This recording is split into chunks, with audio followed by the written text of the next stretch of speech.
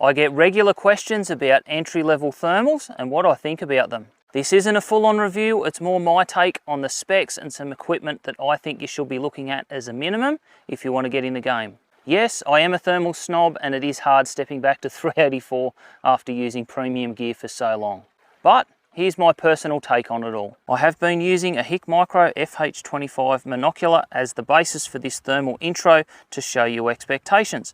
I'll run over my device-specific thoughts on the HIK at the end of all of this. But I do feel the FH25 is a nice offering in this range. While I'll be showing the recordings from this device, it's more about the specs, as most brands will have a model that fits the bill. Firstly, if you're asking me what's the best $1,000 thermal, my answer will be none. Keep saving. In my opinion, you want to be in the 2,200 to 3,000 Aussie dollar range as a minimum.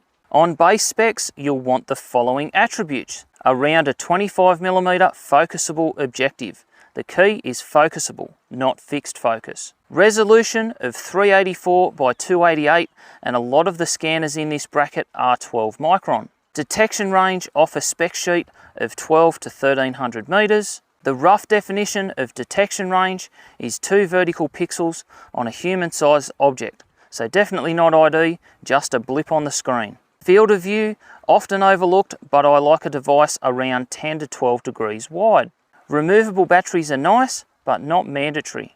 If you don't want to take the advice or just can't afford it, yes, a $1,000 thermal will let you know that there's a hot blob-like animal a few hundred meters out into an open paddock. But it will just be a blob, and I have better expectations of a device for safe shooting. Is that animal a cow, deer, sheep, pig or horse? Well, that's the big gap with entry-level thermals and why I don't rate them.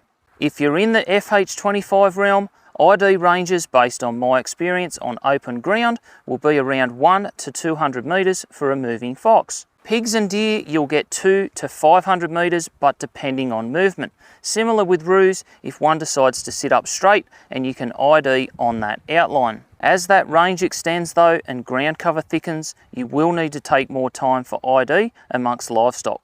It's obviously clearer on an open stubble paddock like a lot of these clips are. You will see an animal heat source well over 500 meters out in the paddock, which exceeds what you will running a traditional spotlight. But don't expect 800 meters ID like a $4,000 to $11,000 scanner is capable of. That's what you pay the big dollars for. As I said, field of view is worth looking at. Remember, thermal isn't a glass optic, and there's more to consider than just going off base magnification as a starting point. A 384 resolution thermal with a base mag of say 4 will be a very narrow field of view indeed. That's fine if you're in flat, wide open paddocks, but for anything rolling like terrain with creeks and a bit of vertical change, you'll soon get sick of the thumbnail sized field of view they do offer. Internal rechargeable batteries aren't a deal breaker, but it is nice to be able to swap them if running extended hours or you accidentally leave the thermal on and it's flat when you want to use it.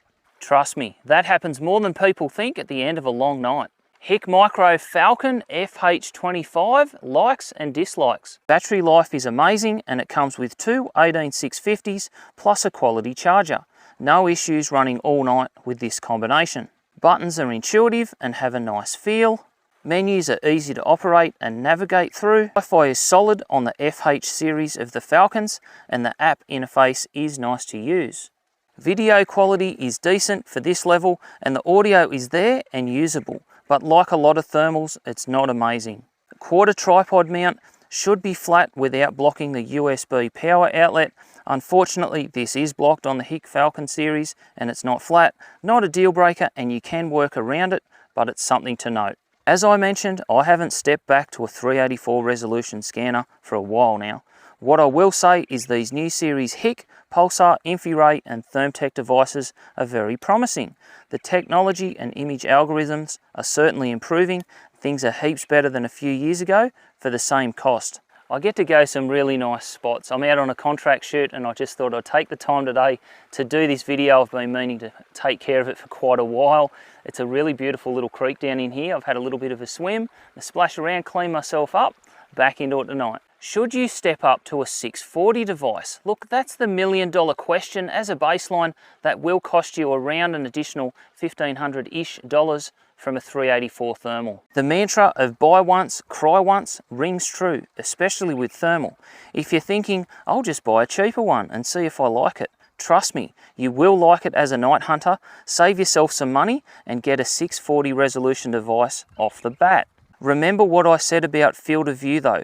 When you step up to a 640 resolution device with a larger sensor, generally you'll want a larger lens size. Without going down that rabbit hole too far, if you're looking at a 25mm lens in a 384 thermal, you'll want around a 35mm lens if it's a 640 resolution device. That's a simple answer to a complicated question, so best bet is to check the spec sheets on field of view, just don't go off base magnification. My preference is a scanner with a base magnification of around 2, that'll give you a wider field of view. But if you can't afford 640, you'll be in the game with this type of 384 device, and that's what counts. You will be absolutely passively finding animals that you wouldn't have known were there with a traditional spotlight. This stuff is an absolute game changer, as I've said before, and you've probably watched on the videos, but it is a bloody rabbit hole. So enjoy the ride. Big thanks to TSA who did send me the HIK Micro FH25 Falcon scanner. That has given me a really good basis just to get up to speed, because it has been a while since I've used these things, but I think I've got this taken care of reasonably well with modern equipment as of today. Caveat, this video was filmed in October 2023. If you watch this in 2 years' time, who knows what's changed. Thanks for watching, and I hope this might help a few people along the journey.